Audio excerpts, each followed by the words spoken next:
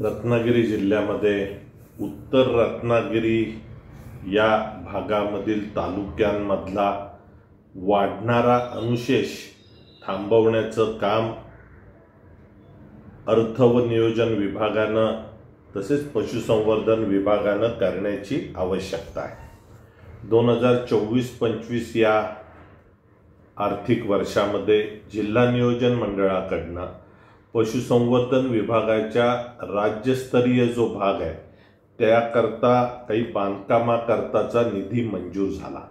हा निधी मंजूर होत असताना 1,62,00,00,000 रुपयाचा निधी रत्नागिरीचा दवाखाना बांधायला आणि 36 लाख निधी चिपळूणचा दवाखाना दुरुस्त करायला, रत्नागिरीचाही दवाखाना दुरुस्त करायला, म्हणजे 1,62,00,000 रुपये रत्नागिरीत, 36 लाख रुपये चिपळूणमध्ये आणि अन्य 7 तालुक्यांमध्ये एकही निधी नाही, पैशाचा निधी नाही।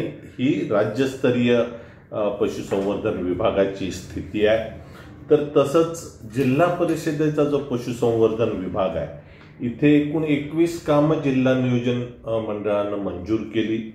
ही कामं सर्व बांधकामाची आहेत आणि ही बांधकामाची कामं करत असताना अत्यंत चुकीच्या पद्धतीनं की पशुसंवर्धन दवाखान्याच्या बाहेरच्या बाजूची रिकामी जागा ही जनावरांना पाडून तपासण्या करता असते आणि ती जमिनीचीच जागा राहणं आवश्यक आहे, पण त्या ठिकाणी पेवर ब्लॉक बसवले जात आहेत।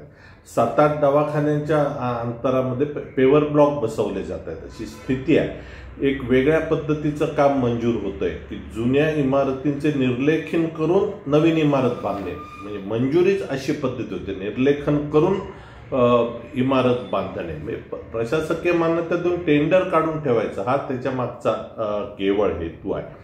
आणखीन या पशुसंवर्धन दवाखान्याला फॉल सिलिंग करणे हे पण काम मंजूर आहे आणि कामांच्या मंजुऱ्या कशा पद्धतीच्या आहेत तर 76 लाख रुपयाची कामं रत्नागिरी तालुक्यातील, 31 लाख रुपयाची कामं राजापूर तालुक्यातील, 42 लाख रुपयाची कामं चिपळूण तालुक्यातील, 5 लाख संगमेश्वर, 3 लाख गुहागर, अन्य रत्नागिरी जिल्ह्यातल्या उत्तरेकडील 4 तालुक्यांकरता निधीच नाही।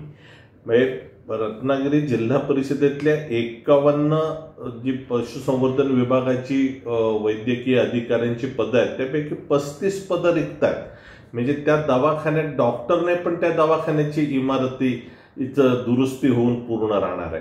हा जो निधीचा अपव्यय केवळ कंत्राटदारांच्या भल्याकरता आणि ठराविक रत्नागिरी आणि राजापूर तालुक्यांमधल्याच कंत्राटदारांच्या भल्याकरता केला जातोय, याकरता वरिष्ठ मुख्य सचिवांमार्फत या सर्व विषयाची तपासणी होण्याची आवश्यकता आहे।